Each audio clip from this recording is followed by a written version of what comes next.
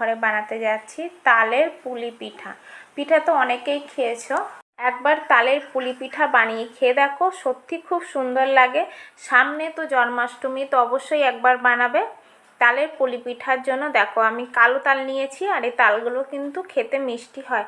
আর বাজারে যেরকম লাল ধরনের তাল পাওয়া যায়, তালগুলো কিন্তু তেতো হয়। তো তোমরা যখন তাল কিনবে একটু সাবধানে কিনে নেবে। তালটা পাকা, নরম ও তুলতুলে। আমার চ্যানেলে যারা নতুন ভিডিও দেখছো, যারা আমায় চেনো না, আমি পম্পা আর বেনভিলফুডে সবাইকে স্বাগত জানাই।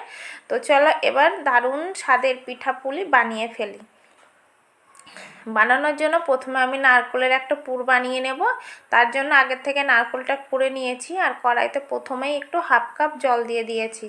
তারপরে দিচ্ছি ওই 1 বাটি চিনি, বা কাপ নিলে হাফ কাপ চিনি নিয়ে ভালো করে মিশিয়ে, যেমন নারকেলের একটা পুর বানিয়ে নেব। চিনিটা গলে যাওয়ার পরে দেখবে নারকেলটা যখন শুকনো শুকনো মতো হয়ে এসেছে, তখন বুঝবে পুরটা একদম রেডি। এবার নামিয়ে ঠান্ডা করতে রেখে দেবো।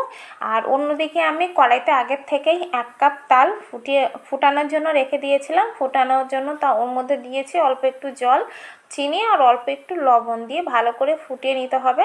আর তালটা প্রায় 10 মিনিট মতো আমি ফুটিয়ে নিয়েছি। তারপরে দিচ্ছি চালের গুঁড়ো। ভালো করে মেশানো হয়ে গেলে দেব 1 কাপ ময়দা। ময়দাটাও দেওয়ার পরে ভালো করে মিশিয়ে নিয়ে যেমন একটা ডো বানিয়ে নিতে হবে। ময়দার বা রুটি পুলি বানানোর জন্য যেমন একটা ডো বানিয়ে নিই, ঠিক তেমন এরকম একটা ডো বানিয়ে নিতে হবে। ওভেনটা বন্ধ করে দিয়ে হালকা একটু ঠান্ডা করে নিয়ে অল্প অল্প ময়দা দিয়ে মেখে নিতে হবে। আমি অল্প অল্প ময়দা নিয়ে এরকম করে মেখে নিচ্ছি। দেখো এরকম করে মেখে নিতে হবে। আর এই গরম থাকতেই কিন্তু মেখে নেবে, ঠান্ডা থাকলে মাখলে কিন্তু ফেটে যাবে। তারপরে অল্প অল্প করে যেমন তোমরা পুলির সাইজ দেবে, ঠিক তেমন করেই একটা এরকম বাটির মতো করে নিয়ে ওর মধ্যে নারকেলের পুরটা দিয়ে এরকম করে চেপে দিলেই তালের পুলি তৈরি। তো এরকম করে সব পুলিগুলো আমি বানিয়ে নেবো।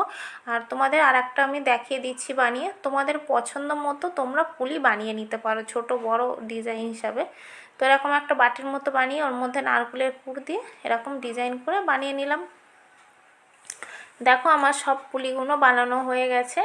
আর আগে থেকেই আমি দুধটা গরম করতে বসিয়ে দিয়েছি। দেখো দুধটা ফুটে প্রায় 1 লিটার দুধ কমিয়ে আমি প্রায় 600 থেকে 700 গ্রাম মতন হয়ে আসলে তার মধ্যে দিয়ে দিচ্ছি 1.5 বাটি বা হাফ কাপ চিনি দিয়ে ভালো করে একটু 5 মিনিট ফুটিয়ে নেব। চিনি দেওয়ার পর 5 মিনিট ফুটিয়ে নেওয়ার পরে যে পুলিগুলো আমি বানিয়ে রেখেছি তালের পুলি, সেই পুলিগুলো দিয়ে দেব।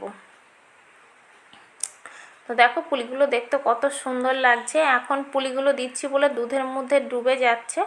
যখন এইটা রান্না হয়ে যাবে তখন দেখবে আপনা থেকেই ভেসে উঠবে। আর দেখতে খুব সুন্দর লাগবে, সাদা হলুদের কালার কম্বিনেশনটা খুব সুন্দর লাগছে।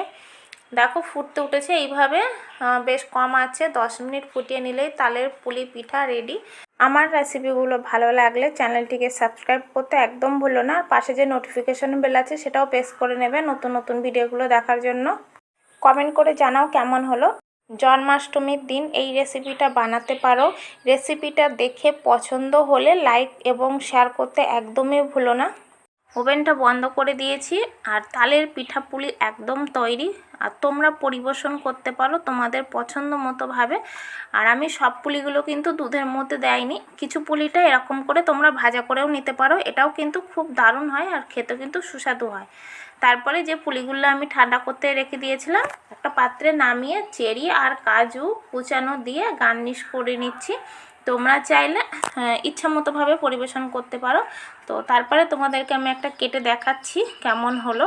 দেখতে তো খুব সুন্দর লাগছে। তো আমি যেভাবে বানিয়েছি সেইভাবেও তোমরা বাড়িতে বানাও, একটাও পুলি ভাঙবে না আর খেতে কিন্তু খুব সুস্বাদু হয়। বাড়িতে বানাও আর কমেন্ট করে জানাও কেমন হলো।